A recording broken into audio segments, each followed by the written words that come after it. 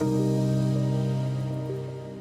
everyone, thank you all so much for taking a few minutes to check out this video. It's hard to believe that this is going to be our last video in our Lent series as we're coming down to the end of Lent as we celebrate Easter on Sunday. I bet you're ready to eat some Chick-fil-A again, aren't you? Absolutely ready to eat some Chick-fil-A and drink some sweet tea.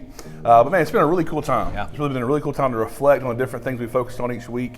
Individually, as a church family, sharing stories together, hearing from families how their children are engaging. It's been cool to see how my children have been able to engage during this time. So we're excited to talk about worship as we kind of finish out Lent. And it's easy for us, I think, to kind of truncate worship or to view worship as really that 20 to 30 minutes on Sunday morning when somebody's singing or playing. But Tucker, what really is true worship? What is worship? So as you said, a lot of people have this very small view of what worship is, that worship is this event or even the one specific part of the event, the singing of worship music. Right. Worship really is so much more than that. It's not just an event, it's not just singing songs. Right. When we look at scripture, worship is really a lifestyle, that God really calls us to live a life of worship. And so essentially what that means is ascribing God his worth. That when we think about God and who he is and what he's done for us, worship is focusing in on God and appreciating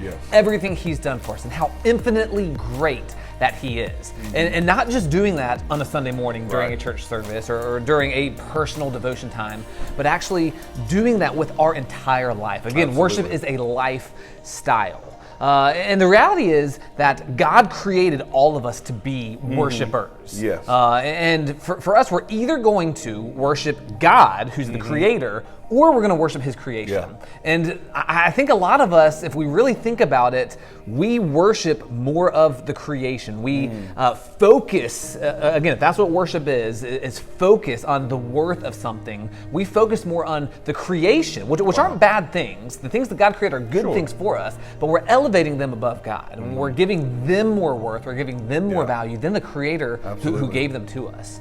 And so for us, we really need to think about is how can we really have true worship? How can our worship be sincere? How can we spend our week worshiping the Creator and not making worship about ourselves? Yeah. And so Jonathan, I just want to ask you that. What do you think? How can we really have sincere and true worship?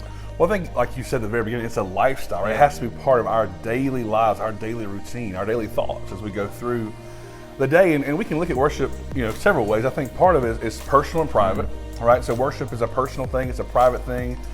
When we're at home, reading our Bible, reading scripture, praying, even singing, by ourselves, it's a private time. And we talked about a lot of the spiritual disciplines the last couple of weeks of fasting and praying and Bible engagement and then reflecting on that. And that is all part of our personal worship. All that's worship, absolutely. It's also public. Hebrews 10:25, which is our verse this week, says, not neglecting to gather together as some are in the habit of doing, but encouraging each other, and all the more as you see the day approaching. Hebrews 10:25, and so it's also public. Yeah. We gather together on Sunday mornings or whatever time it is that your church gathers.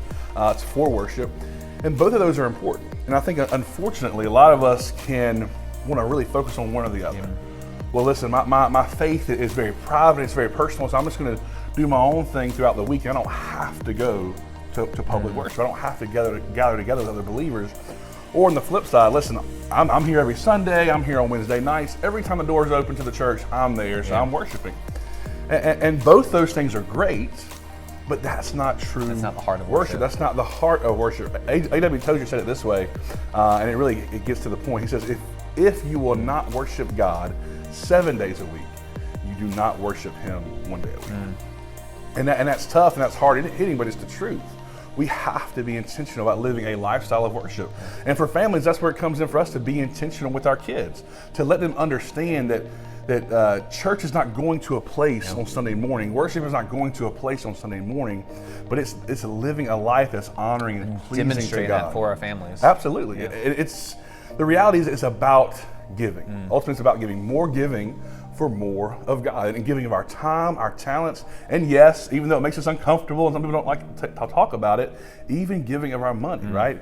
As God has blessed us, we give back to show our appreciation and to allow the church to be able to minister to those in our community, right? And that even when we give, That's ascribing worth to Yes. God, that God Yes. and His kingdom and His mission is more important than anything that we could give value to Absolutely. as part of the creation. Absolutely. And I think it's really in a crucial time for us as a culture because we live in a very consumeristic culture.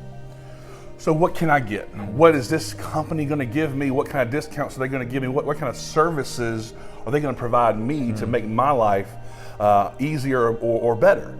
But that's not how things work in God's economy. Worship is not about what can I get, but it's about what can I give?